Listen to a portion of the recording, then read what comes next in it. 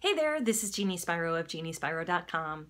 This week I'm here to talk to you about your networking and probably the reason why it's not working. But I'm going to give you some tips on how it can help you with attracting more clients in the long run.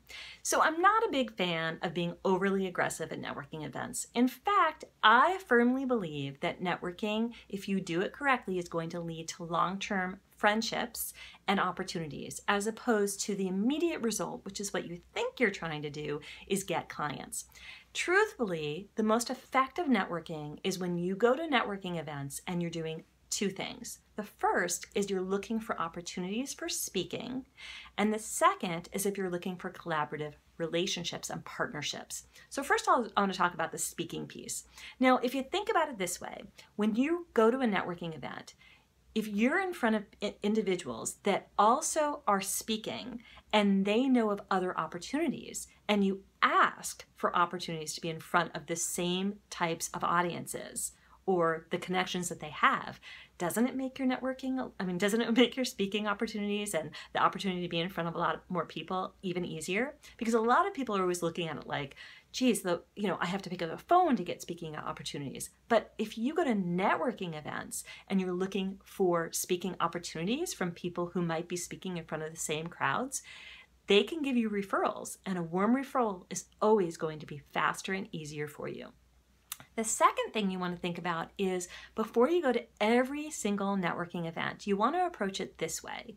Not to aggressively go into it like, I need to get a client out of this deal.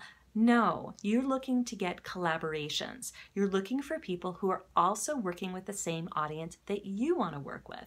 So before I go to networking events, I always think of who else is working with my ideal client. Who are the other individuals that might have businesses that would be in front of my audience? Those are the people that I want to talk to. They're the individuals that I want to be able to find out about their business, and I want them to know about my business.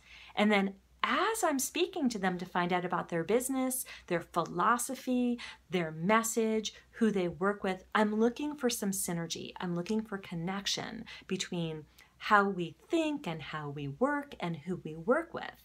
And that's what I'm doing. I'm actually making this a deeper connection than just simply, hey, I'm here to get business. I'm here to get this next client. I'm actually here at networking events, that's what I think of, to get more opportunities to be in front of my most ideal client. So here's what you want to do before you go to your next networking event. Number one, you want to think of who are the people that also work with your ideal client. So that way, when you walk into the room, you're going to be looking for them, introducing yourself to them, and then finding out how the two of you can get to know each other better. Because chances are you both share the same audience, and they're going to want to know your audience just as much as you want to know theirs. The second thing is think about, instead of going there aggressively looking for clients, saying to people, I'm here today to find collaborative partners and speaking engagements so that I can in fact reach the audience I want to reach. So that's it for this week's episode. I'd love to hear what you think about networking and your approach, and what are some of the concerns you've had to go networking. Where do you get tripped up? Let me know in the comments below. I'd love to answer so I can support you with more effective networking. And if you're looking for better ways to get out there in front of more people, I highly recommend that you start speaking. And a great way to get started is my free speaking guide, which is the speaking guide over at JeannieSpiro.com. That's it for this week's episode. Thanks so much for watching. I'll see you soon.